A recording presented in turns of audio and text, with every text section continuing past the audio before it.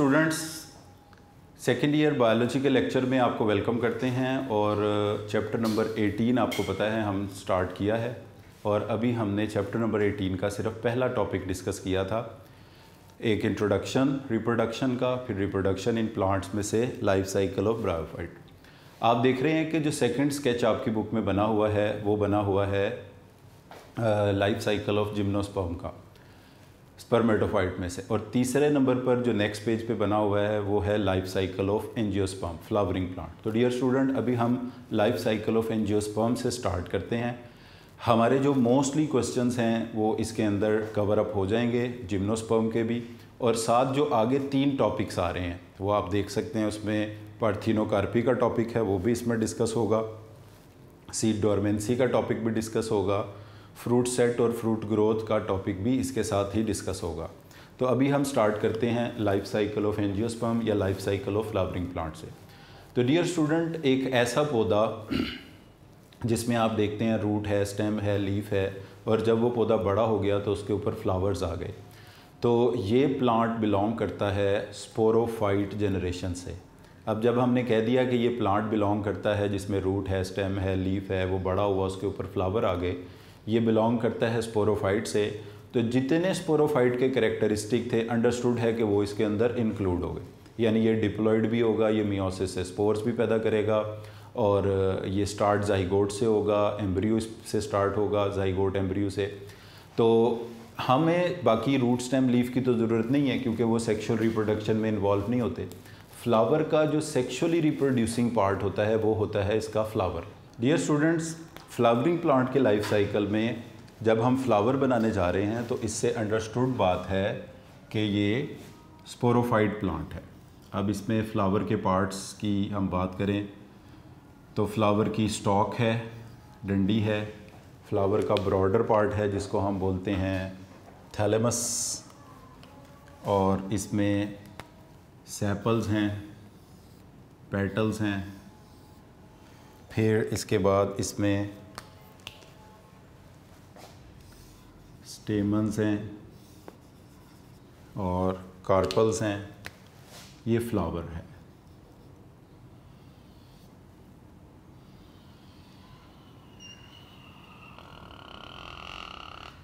ये अब हम इसके पार्ट्स को लेबल कर लेते हैं। तो डियर स्टूडेंट्स, अगर आप इसमें देखें फ्लावर के जो बेसिक पार्ट्स हैं, सबसे पहले हम इस फ्लावर के साथ लिखने जा रहे हैं स्पोरोफाइट, बिकॉज़ ये फ्लावर उस पौधे पर लगेगा जो बिलोंग करता है स्पोरोफाइट जनरेशन से। अगर हम पूरा लिखने की बजाय इसको 2n भी लिख दें तो भी अंडरस्टूड बात है कि ये स्पोरोफाइट में।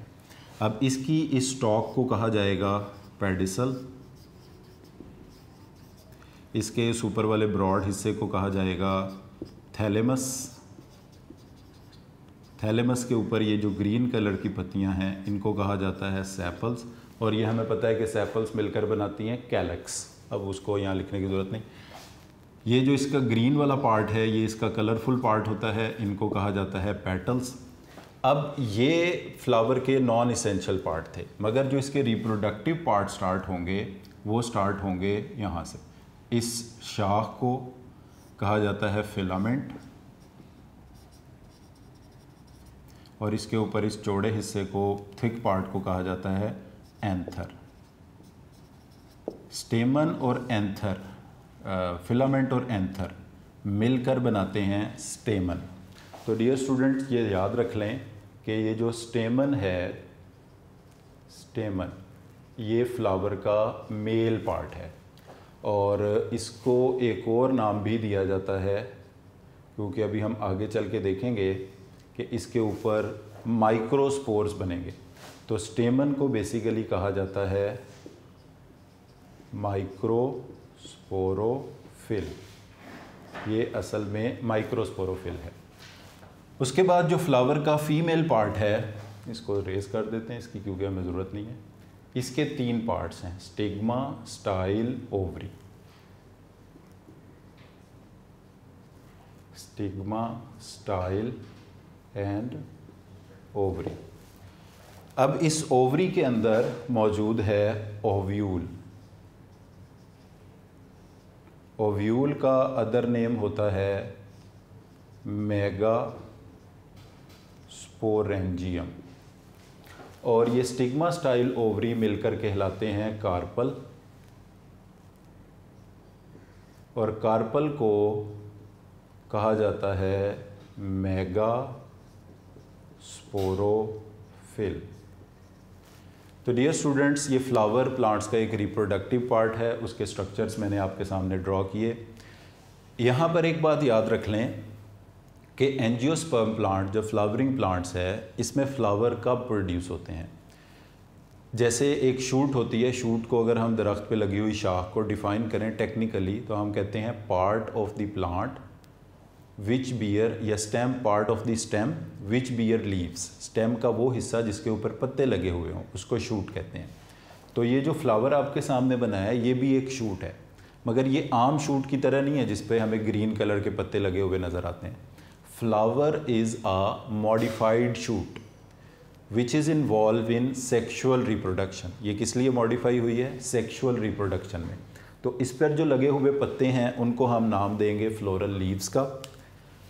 तो ये जो फ्लावर है पूरा, ये एक मॉडिफाइड शूट है, इसकी शाख का नाम पेडिसल है, इसके ब्रॉड हिस्से का नाम थैलेमस है, इसके ऊपर सेपल्स हैं, और ये इसकी जो कलरफुल पार्ट्स थे इनको कहा जाता है पेटल्स।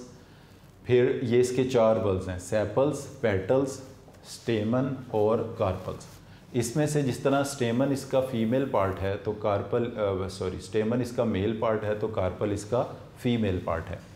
इसको कहा जाता है माइक्रोस्पोरोफिल, इसको कहा जाता है मेगास्पोरोफिल। फिल का मतलब PHYLL, इसका मतलब होता है लीफ। फिल PHYLL का मतलब है लीफ। ऐसा पत्ता जिसके ऊपर मेगास्पोर्स बने उसको कहते हैं मेगास्पोरोफिल, और वो कौन है? कार्पल। अब आपको देखने में ये सेपल, पेटल, स्टेमन और कार्पल पत्ते लग भी नहीं रहे बिल्कुल, क्योंकि ये मॉडिफाइड लीव्स हैं, ये नॉर्मल लीव्स नहीं हैं, ये मॉडिफाइड लीव्स हैं फॉर रिप्रोडक्शन। तो माइक्रोस्पोरोफिल वो पत्ता जिसके ऊपर माइक्रोस्पोर बनेंगे, मेगास्पोरोफिल वो पत्ता जिसके ऊपर मेगास्पोर बनेंगे। तो ये मॉडिफाइड लीव्स हैं। अब हम इनको स्टार्ट करते हैं इनके क्रॉस सेक्शन के ज़रिए, और कि ये आगे चल के कौन कौन सी चीज़ें बनाएंगे। तो सबसे पहले हम डिस्कस करते हैं स्टेमन को। स्टेमन, माइक्रोस्पोरोफिल, स्टेमन या female reproductive male reproductive part, filament को छोड़ दें। इसके एंथर को अगर हम कट करके क्रॉस सेक्शन में देखते हैं तो हमें इसके अंदर 4 सैक्स नज़र आते हैं। It consist of 4 sacs. इन सैक्स को कहा जाता है pollen sacs. These sacs are known as pollen sacs. Pollen sacs इसलिए बिकॉज इन सैक्स के अंदर बनेंगे पोलन ग्रेन्स। अब डियर स्टूडेंट्स, पोलन सैक्स ही असल में क्या होते हैं? माइक्रोस्पोरेंजियम होते हैं। अब इनके इस एक पोलन सैक को हम यहाँ बना लेते हैं।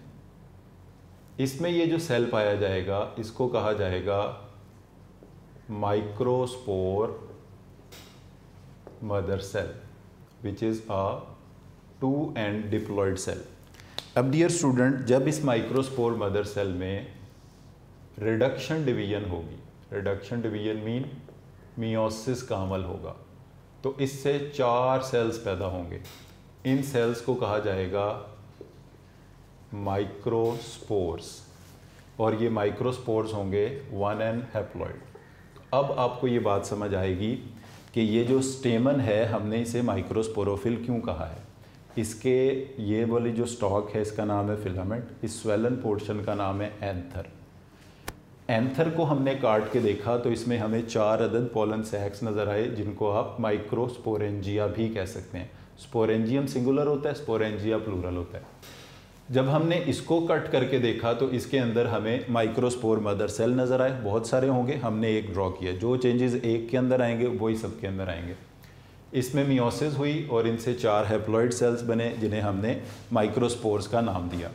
These microspores will divide by mitosis, और इनके अंदर 2 न्यूक्लियस पैदा होंगे। एक न्यूक्लियस को बोला जाएगा इसमें से ट्यूब न्यूक्लियस और दूसरे को बोला जाएगा जनरेटिव न्यूक्लियस। तो इस स्टेज पर ये कहलाएगा पोलन ग्रेन। इसके बाद इसमें जो बाकी चेंजेस आएंगे वो आएंगे आफ्टर पॉलिनेशन। पॉलिनेशन का मतलब होता है transfer of pollen grain from the anther of stamen to the stigma of carpel. ये जब एंथर फटेगा पोलन ग्रेन्स निकलेंगे, ये पोलन ग्रेन इसी या किसी और कार्पल के स्टिग्मा पर ट्रांसफ़र होंगे। ये प्रोसेस कहलाएगा पॉलिनेशन। इसके बाद जो चेंजेस आएंगे वो पॉलिनेशन के बाद आएंगे। तो हम इनको लिख दिया है वहाँ, इसको यहाँ ड्रॉ करते हैं। इसमें एक लंबी ट्यूब पैदा होगी, इस ट्यूब को कहा जाएगा पोलन ट्यूब, और इसके सिरे पर एक न्यूक्लियस होगा जिसको वही पहले वाला ट्यूब न्यूक्लियस कहा जाएगा,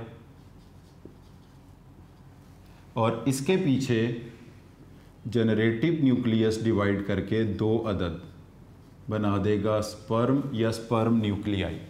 तो डियर स्टूडेंट, ये जो स्ट्रक्चर आपके सामने ड्रॉ किया हुआ है इसके 3 नाम हैं। इसको कहा जाता है या तो पोलन ट्यूब,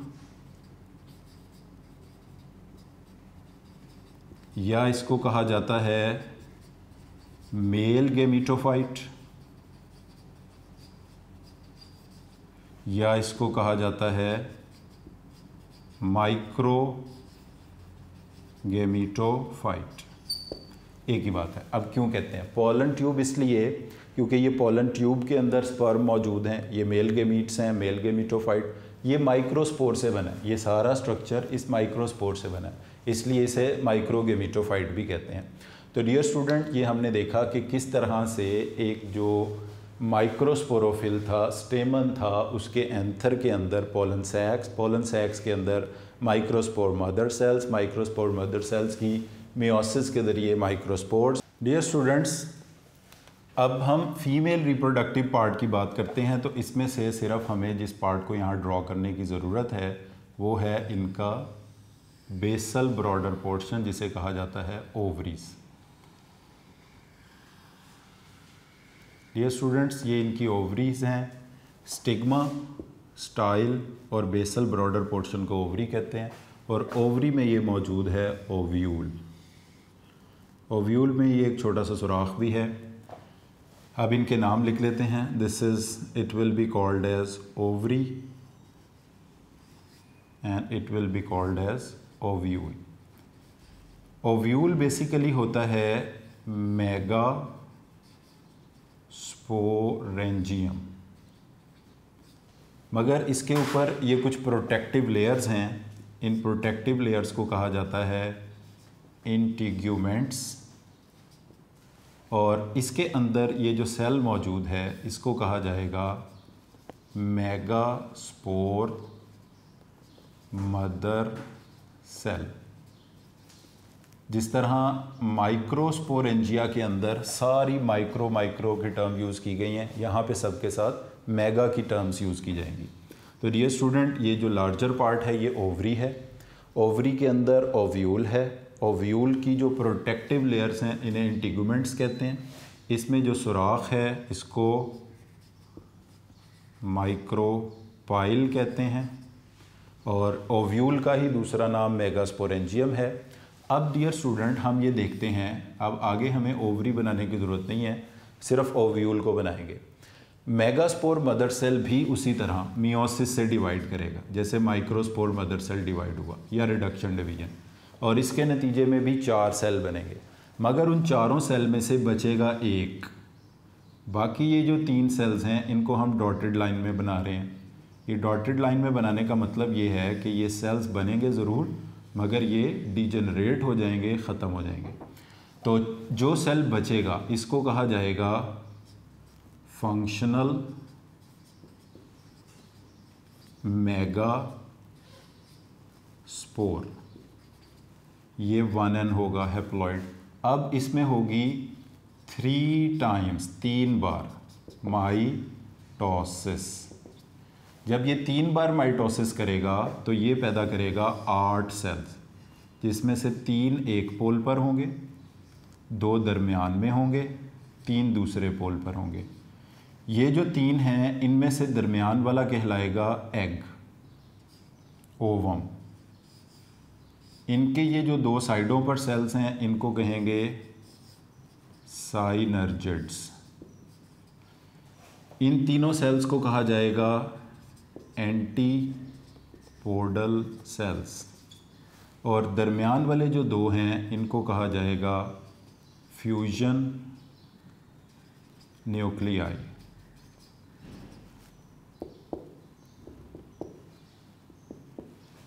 अब डियर स्टूडेंट्स, अगर हम इस स्ट्रक्चर के अंदर पाए जाने वाले इन सेल्स की तादाद की बात करें तो एग की तादाद है 1, साइनर्जिड्स की तादाद है 2, एंटीपोडल सेल्स की तादाद है 3 और फ्यूजन न्यूक्लियाई की तादाद है 1।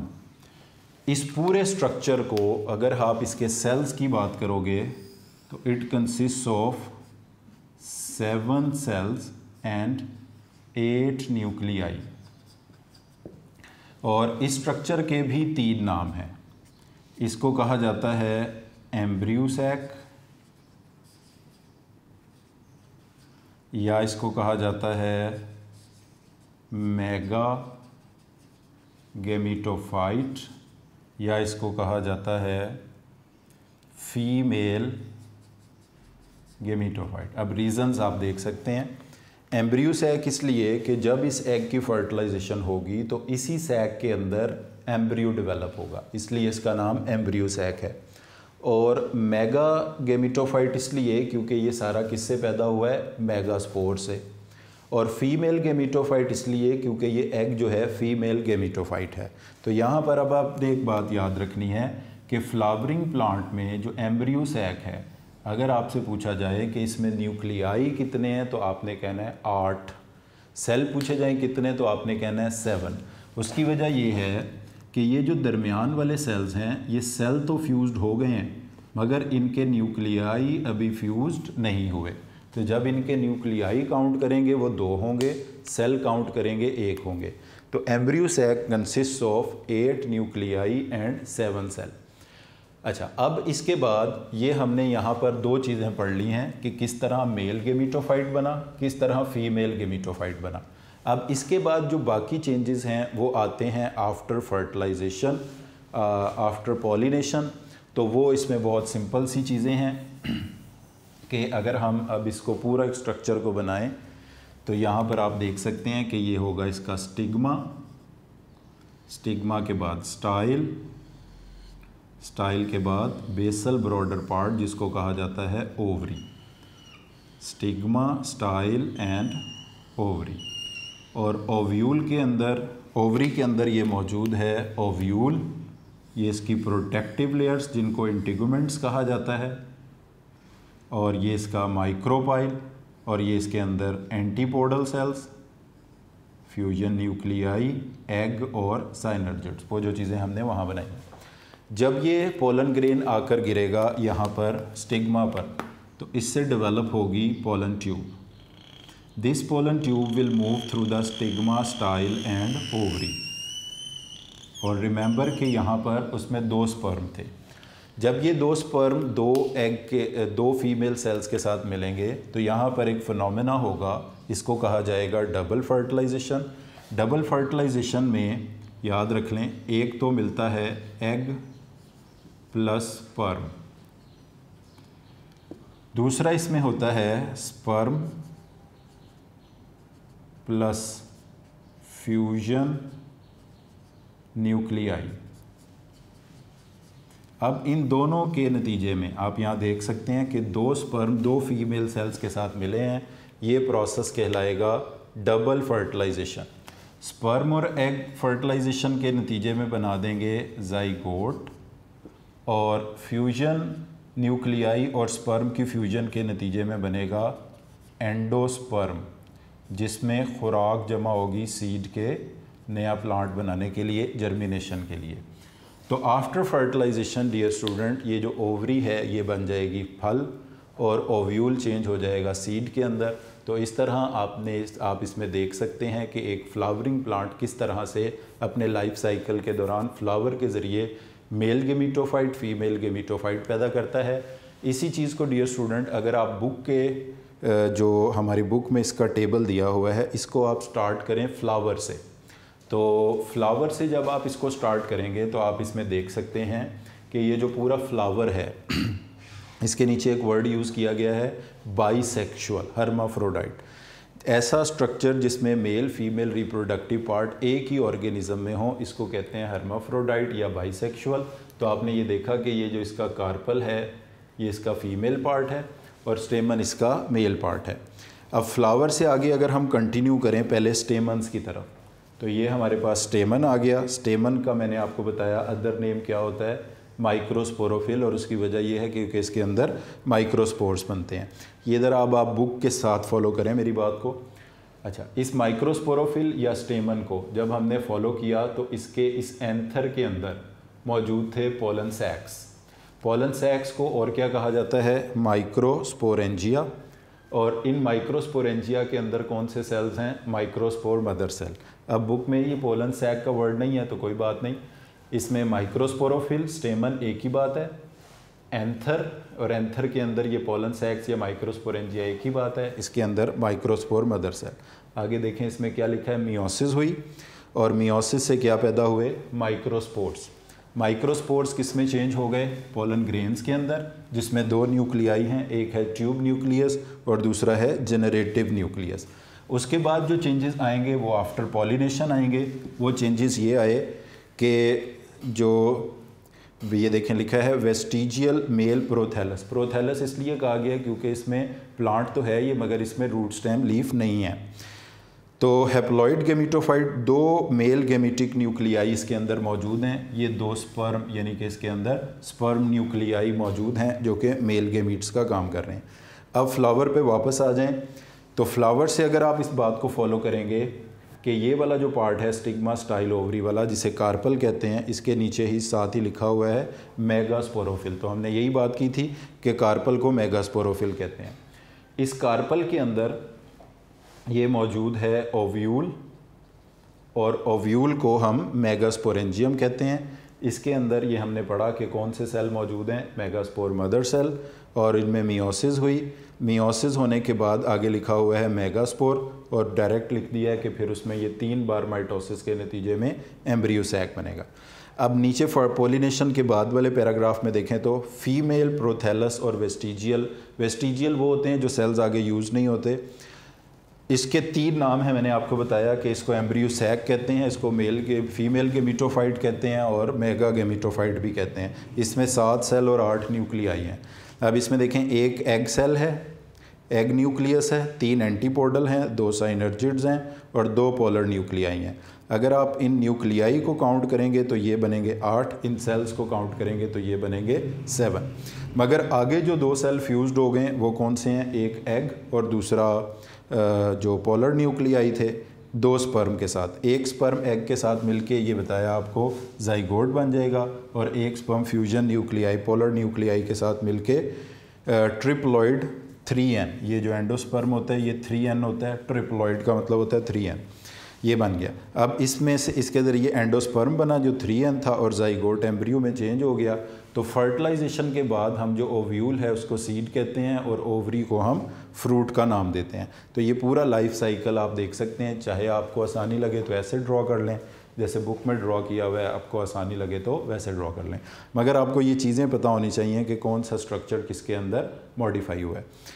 दूसरा जो साइकिल है जिम्नोस्पर्म का, वो भी आप बुक से देख लें। उसमें सिर्फ आपने ना 2 डिफरेंसेस देखने हैं। एक तो फ्लावर की जगह पर कॉन्स होंगी, मेल कॉन फीमेल कॉन, और दूसरा डबल फर्टिलाइजेशन नहीं होगी, सिर्फ सिंगल फर्टिलाइजेशन होगी, जाइगोट एम्ब्रियो वगैरह उसमें बनेगा। तो इसको भी हम स्टार्ट करते हैं पाइनस ट्री से, जहाँ लिखा हुआ है ये आप, और इसमें एक मिस्टेक है वो भी सही कर लीजिएगा। पाइनस ट्री डिप्लॉयड लिखा हुआ है, स्पोरोफाइट जनरेशन है। अब इसके पहले मेल कॉन की तरफ चलते हैं। मेल कॉन इसी तरह उसमें क्या होगा, माइक्रोस्पोरोफिल, उनमें क्या होंगे, microsporangia, pollen sac, same sequence है। माइक्रोस्पोर मदर सेल मियोसिस करेगा। अब ये आगे आपने ठीक करना है। ये देखें आप बुक में लिखा हुआ है आगे माइक्रोस्पोर मदर सेल, पहले भी माइक्रोस्पोर मदर सेल है, मियोसिस के बाद भी। तो बाद वाला क्या होना चाहिए, सिर्फ माइक्रोस्पोर, क्योंकि माइक्रोस्पोर मदर सेल मियोसिस के बाद माइक्रोस्पोर बना देता है, मदर सेल नहीं रहता। तो ये आप इसमें करेक्शन कर लें, जो आगे माइक्रोस्पोर मदर सेल लिखा है उसकी जगह सिर्फ माइक्रोस्पोर्स कर लें और 2n को 1n कर लें।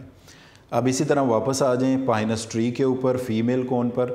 इसी तरह फीमेल कोन में क्या होंगे, मेगास्पोरोफिल, उसमें जो ovule megasporangia, megaspore mother cell meiosis करेंगे, उसी तरह एम्ब्रियो सैक बनाएंगे। बाकी चेंजेस आएंगे फर्टिलाइजेशन के बाद। देखें female prothallus haploid gametophyte generation, ये आर्चिगोनिया होंगे इसमें, जिसमें एक एग बचेगा, बाकी जितने भी होंगे वो ख़त्म हो जाएंगे। मेल प्रोथैलस में हैप्लॉइड गेमीटोफाइट जनरेशन है, एंथेरिडियल सेल से मेल गेमीट होगा जो पोलन ट्यूब के अंदर होगा। अब ये पोलन ट्यूब से मेल गेमीट आएगा और आर्चिगोनिया से एग फर्टिलाइजेशन होगी इनसाइड आर्चिगोनिया। फर्टिलाइजेशन से क्या बन गया, जाइगोट, और जाइगोट एम्ब्रियो यानी कि ओव्यूल सीड में चेंज हो गया। इनमें 3 फ़र्क याद रख लें। जिम्नोस्पर्म में क्या होगा, जिम्नोस्पर्म में इंस्टेड ऑफ फ्लावर्स कॉन्स होंगी, नंबर 1 चेंज डिफरेंस जो होगा। नंबर 2 जिम्नोस्पर्म में डबल फर्टिलाइजेशन नहीं होगी। नंबर 3 जिम्नोस्पर्म में ovule will develop into seed because there is no ovary, that is why no fruit formation takes place in gymnosperm. तो gymnosperm में जो 3 चीज़ें ऐसी हैं जो नहीं होंगी, जो एंजियोस्पर्म में ही सिर्फ होंगी, वो 3 चीज़ें ये हैं कि जिम्नोस्पर्म में instead of flowers cons develop होंगी, नंबर 1। नंबर 2 जिम्नोस्पर्म्स में डबल फर्टिलाइजेशन नहीं होगी। नंबर 3 जिम्नोस्पर्म में ovule will develop into seed and the ovary because है ही नहीं, तो इसलिए फ्रूट फॉर्मेशन नहीं होगी। जबकि एंजियोस्पर्म में कॉन्स की जगह पे फ्लावर्स होंगे, डबल फर्टिलाइजेशन भी होगी और ओव्यूल से सीड डेवलप होगा फर्टिलाइजेशन के बाद और ओवरी से फ्रूट डेवलप होगा। तो डियर स्टूडेंट्स, यहाँ पर हमने ये चीज़ें डिस्कस की हैं कि किस तरह से ये इसमें जिम्नोस्पर्म अपना लाइफ साइकिल पूरा करते हैं, वो भी सीड प्रोड्यूसिंग प्लांट है। एंजियोस्पर्म भी अपना लाइफ साइकिल पूरा करते हैं, ये भी सीड प्रोड्यूसिंग प्लांट है। ये स्टूडेंट नेक्स्ट जो टॉपिक अब डिस्कस किए गए हैं वो इन्हीं चीज़ों के हवाले से हैं। पार्थिनोकार्पी हो गया, पहले इसी को डिस्कस करते हैं। ये छोटी छोटी सी टर्म्स हैं जो इस साइकिल से ही आप इजीली अंडरस्टैंड कर सकते हैं। जैसे पार्थिनोकार्पी की अगर हम बात करें तो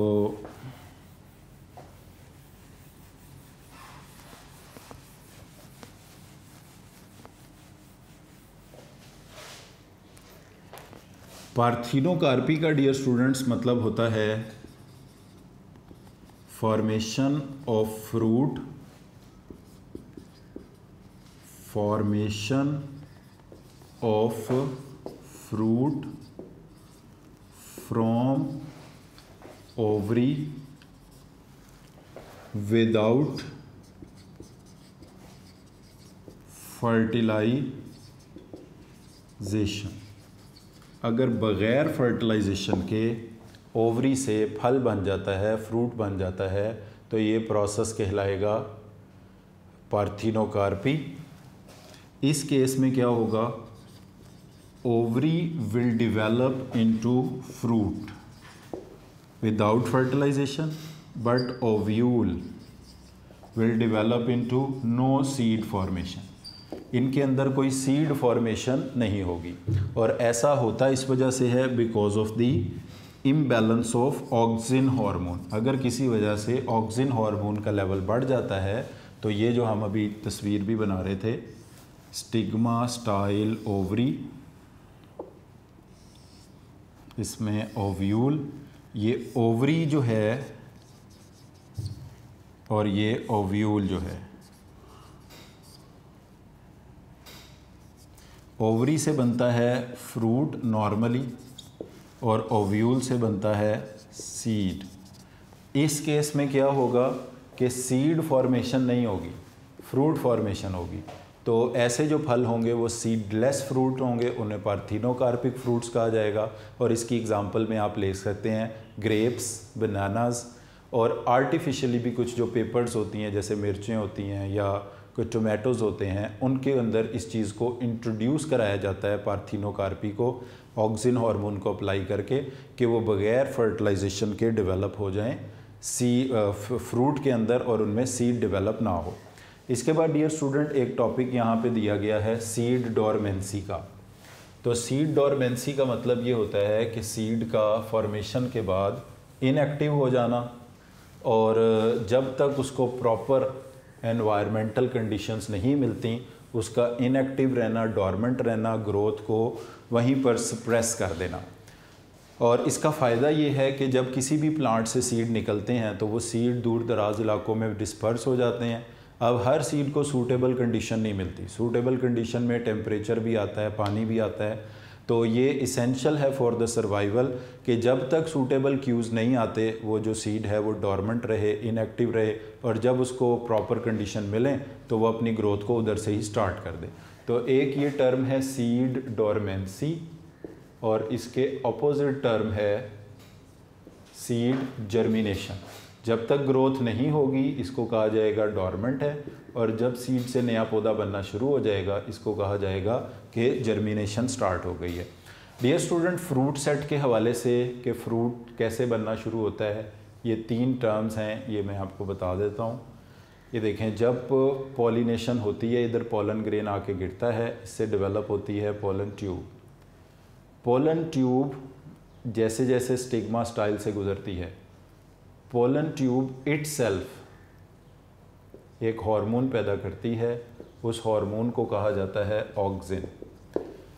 इसके साथ साथ ये जो स्टिग्मा जिसके ऊपर ये पोलन ग्रेन आके फॉल किया था और ये स्टाइल को भी स्टिमुलेट करती है कि वो भी कौन सा हार्मोन पैदा करे, ऑक्सिन। यानी पोलन ट्यूब इटसेल्फ सोर्स है ऑक्सिन हार्मोन को पैदा करने का, इसने स्टाइल को स्टिमुलेट किया कि वो ऑक्सिन हार्मोन पैदा करे। इसी पोलन ट्यूब ने जब ओवरी में जाना है तो ओवरी से भी क्या पैदा होगा, हार्मोन पैदा होगा जिसका नाम है ऑक्सिन। अब ये जो हाई लेवल ऑफ ऑक्सिन है ओवरी के अंदर, पोलन ट्यूब से भी सिक्रीट हुआ,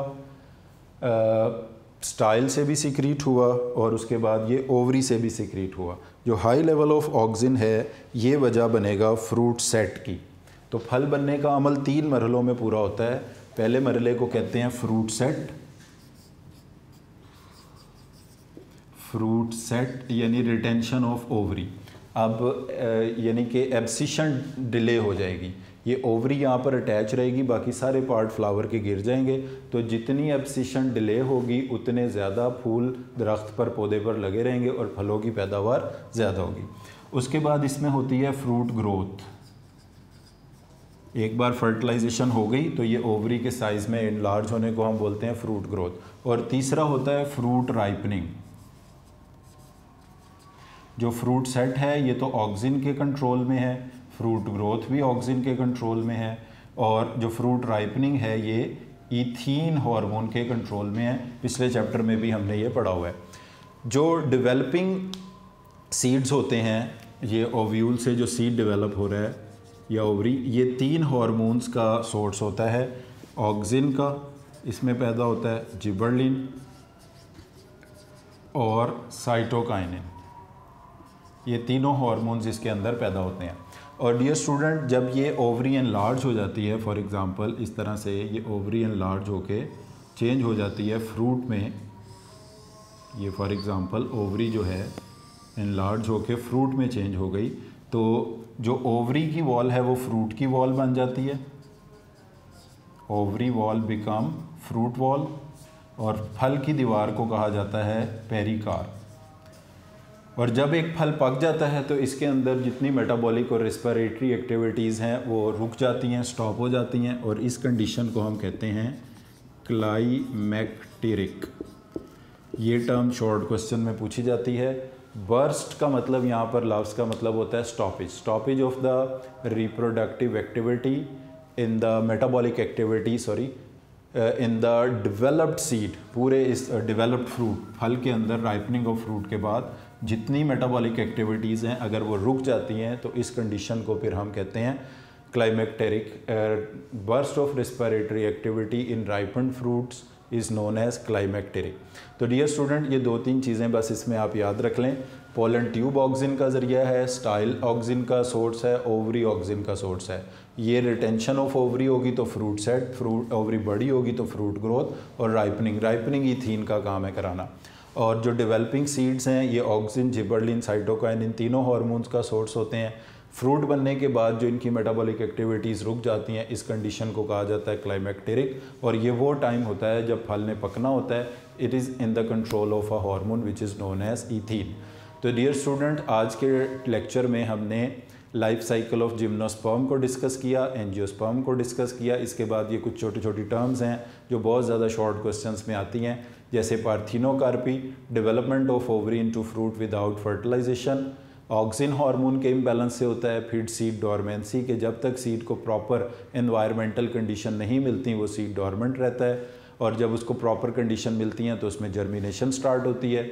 फिर किस तरह से पोलन ट्यूब, स्टाइल, ओवरी मिलकर रिटेंशन ऑफ ओवरी और फ्रूट ग्रोथ कराते हैं। फल की दीवार को पेरिकार्प कहते हैं जो ओवरी की वॉल से बनी होती है। फर्टिलाइज्ड ओव्यूल को सीड और राइपन्ड और एनलार्ज ओवरी को फ्रूट कहा जाता है। और जब फ्रूट बन जाता है तो ईथीन हार्मोन उसकी राइपनिंग का बाइस बनता है, और इसकी जो रेस्पिरेटरी या मेटाबॉलिक एक्टिविटीज़ का रुक जाना है, इस कंडीशन को क्लाइमेक्टेरिक कहते हैं। तो आज के लेक्चर को डियर स्टूडेंट हम इधर ही वाइंड अप करते हैं। इसमें से, इस सारे हिस्से में से कोई MCQ शॉर्ट क्वेश्चंस वाले चीज़ें जो हैं वो एग्ज़ाम में पूछी जाती हैं।